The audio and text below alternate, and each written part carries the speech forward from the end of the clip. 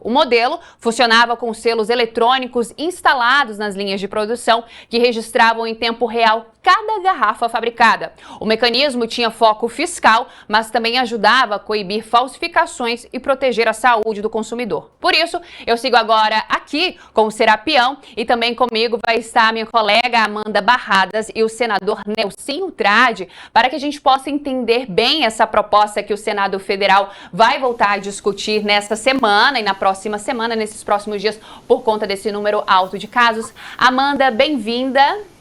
Bom dia, Marília. Bom dia, senador, Serapião e a todos que nos assistem. Bom dia, senador. Seja bem-vindo.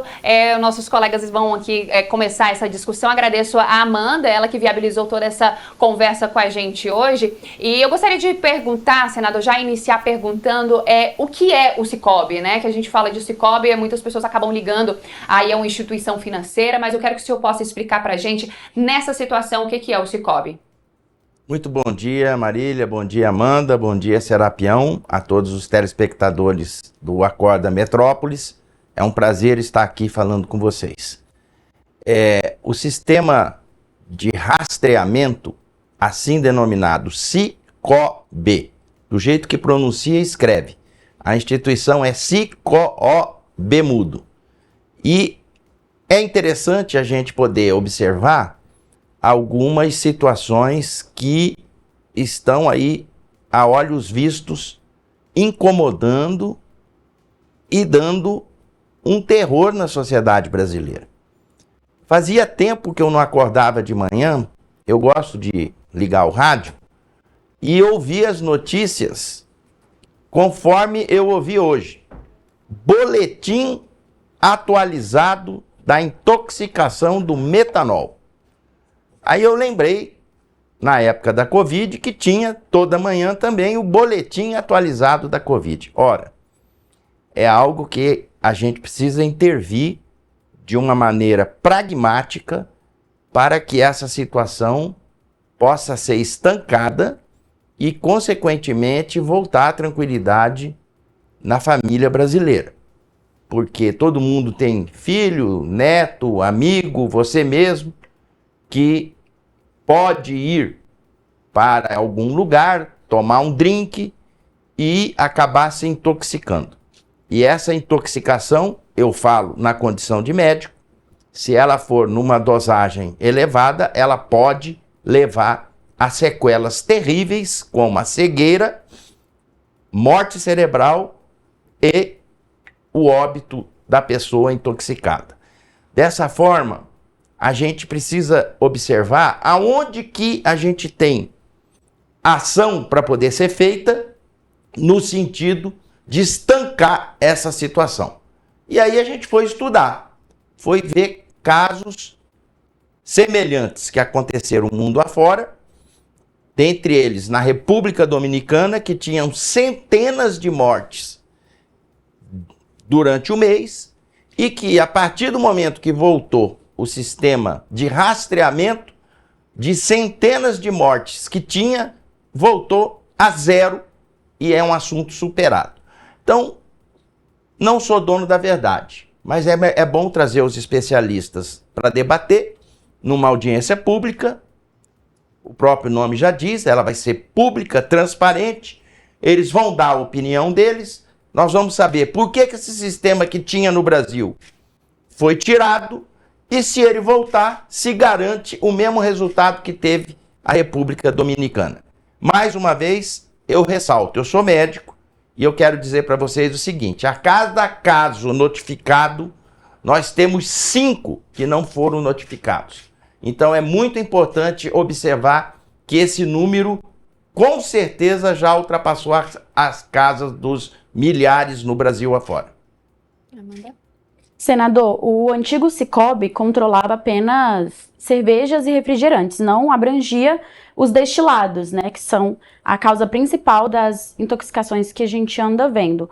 Como trazer essa fiscalização, como vai ser essas mudanças, vai abranger esses destilados, como o senhor pensa em trazer essa proposta? Bom, primeiro, essa proposta ela vai amadurecer e vai nascer depois do conteúdo extraído da audiência pública. Ora, se o sistema de rastreamento estava em vasilhames, em garrafas, em latinhas de cerveja e de refrigerante, será que é conveniente levar ele também para os destilados a fim de ter uma noção clara da sequência da sua produção, desde quando produziu o vasilhame, quando invasou o líquido ali dentro, até chegar no consumidor final, no bar, no restaurante, e em nós, que às vezes vamos e tomamos algum drink dessa natureza? Então, são perguntas que precisam de respostas. Muitas das vezes, a gente é cobrado, é questionado que o Congresso não age, que o Congresso não faz. E nós estamos aqui na linha de frente, de peito aberto, para tentar dar uma alternativa para a sociedade brasileira a respeito dessa questão. Serapião. Pela presença, o Sicob, a gente acompanha há um tempo já os desdobramentos, essas discussões sobre a volta do Sicob. O Sicob era um sistema que fiscalizava apenas do ponto de vista fiscal, né, da receita, não a qualidade dos produtos. E faz muitos anos já que ele está fora de funcionamento. E durante todos esses anos a gente não viu nenhum caso, algum caso grande de contaminação como esse. O senhor acha que nesse cenário ele mudaria alguma coisa em relação a isso, já que ele não controla a qualidade do produto e também ficou tanto tempo sem e só agora teve um problema como esse? Bom dia, Serapião. Prazer falar com você também. Olha, a partir do momento que você tem perante a todos que estão observando esse assunto uma rastreabilidade fidedigna, com certeza aquele que quer fazer um mal feito, ele vai pensar duas vezes, porque ele vai ser descoberto. Então, eu parto desse princípio.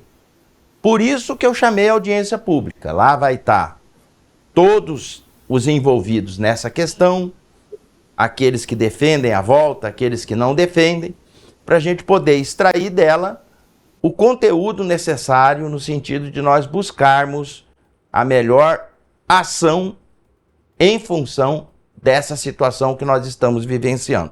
Porque não dá para você ficar com essa insegurança. Imagina só o prejuízo que está tendo para todos nessa situação. Para aquele que não consegue ir a um lugar e se divertir com aquilo que ele pretende, para o dono do estabelecimento que não vende aquilo que ele investiu, para o próprio poder público, que também se movimenta com impostos em função dessa cadeia econômica, ou seja, é algo que precisa de uma resposta. Não dá para ficar com essa interrogação na cabeça, porque qual a confiança que a gente tem a partir desse assunto de você ingerir um destilado em função dessa verdadeira epidemia que está correndo no Brasil afora? Senador, eu queria só mudar um pouquinho de assunto com o senhor rapidinho, porque eu também não posso deixar de passar essa oportunidade. O senhor é presidente da Comissão de Relações Exteriores. Ontem, o presidente Lula, ele conversou com o Donald Trump, o presidente norte-americano, e eu queria saber, né, o senhor chegou aí lá nos Estados Unidos, naquele começo lá das taxações aos produtos brasileiros, e também tem ali a conversa ali no Senado Federal, que houve representantes também dos Estados Unidos que chegaram a conversar com alguns membros ali do colegiado da comissão para poder tratar aí de uma possível nova ida aos Estados Unidos, agora que o diálogo, ele de fato foi aberto com essa conversa que o presidente Lula teve com Donald Trump. Gostaria que o senhor pudesse dar uma avaliação e se de fato existe a possibilidade de uma nova viagem aos Estados Unidos. Eu lembro que, quando você estava fazendo a pergunta, passou na minha cabeça que quando se escolhe um papa, né? Habemos papa, habemos diálogo. Isso foi algo que a gente sempre pautou, desde quando a gente foi lá bater na porta deles, no sentido de promover um abaixamento da tensão, uma fluidificação na conversa de alto nível que a gente sempre defendeu. Olha, em qualquer circunstância na vida, se você não está se entendendo com o outro, você não vai conseguir se entender se você não sentar, olhar no olho dele e conversar. É o mínimo que se espera. de dois chefes de nações importantes no cenário global. O que é que está pegando? Tem que sentar, olhar no olho e conversar. Dá para poder fazer um retrocesso nessa questão? Porque a gente estava no piso das tarifas. No dia da libertação, o Brasil era o que menor tinha, daqueles que tinha, 10%. Dali 2 semanas, do nada, nós fomos para o teto. O maior de todos, mundo afora. Então, por que houve isso? Aí, só no sentido de restabelecer o diálogo, que você consegue as respostas dessa situação. Eu quero aqui dizer que a comissão sempre defendeu isso, comissão suprapartidária, foi muito bem colocado lá nos Estados Unidos que o nosso interesse era no sentido de proteger a economia do Brasil, não tinha questão política envolvida nessa história, o que a gente queria era restabelecer a normalidade, porque não é fácil para um setor empresarial que investe na sua empresa, na sua produção, para mandar o produto lá para fora, para exportar, chegar com tudo programado, com tudo organizado, com produtos até em container já para poder ir para lá, acontece uma sobretarifa dessa e arruína todo o negócio dessa pessoa. São empregos que são perdidos, a economia que vai para baixo e isso precisa ser restabelecido. Até porque são 2 pilares que justificam isso. O primeiro, mais de 200 anos de relações diplomáticas que o Brasil tem com os Estados Unidos. Não são 200 dias, nem 200 meses. O segundo, a balança comercial, se você for ver o equilíbrio, ela é amplamente favorável aos Estados Unidos. Só 3 países do mundo que tem isso. Nós, o Brasil, a Austrália e o Reino Unido. Ora, por que aconteceu isso aí? Agora, com esse diálogo de alto nível, eu espero que isso possa esclarecer e que a gente possa retomar as coisas na normalidade que estava antes. E o senhor tem aí a possibilidade de vocês retornarem aos Estados Unidos? Olha, a gente, quando conversou sobre essa situação, a gente observou que havia o interesse deles promoverem uma outra reunião lá, já com um colegiado maior, que da última vez foram 9 senadores e 1 deputado, agora eles queriam ampliar.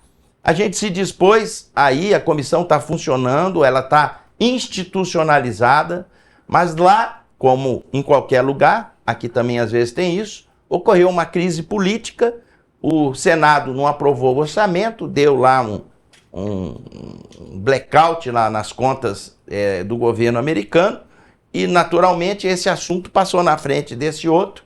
Nós estamos esperando normalizar e que essa abertura de diálogo Trump com Lula possa restabelecer a normalidade e aí sim a gente possa ir com mais tranquilidade e fazer com que os produtos que ficaram sobretaxados em 50% possam voltar à normalidade. Que é isso que a gente quer, ajudar na economia do Brasil.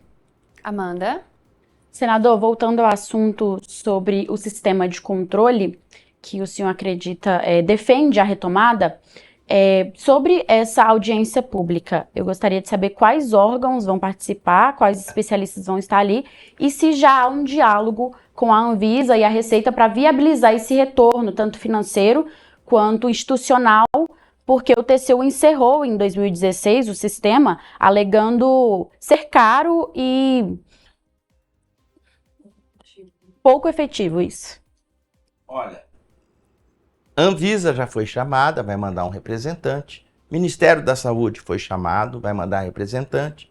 Ministério da Justiça, Receita Federal, aqueles que produzem as bebidas, os donos de bares e restaurantes, a Brasel, ou seja, todos os atores envolvidos nessa história que se manifestaram, a gente conseguiu colocar para fazer parte desse conjunto. Eu falei com o presidente da Comissão de Assuntos Sociais. Ora, por que Comissão de Assuntos Sociais? Porque dentro dessa comissão, para o telespectador entender, tem os assuntos da saúde. Na minha avaliação, isso é um problema de saúde pública. Por isso que eu quis pôr lá.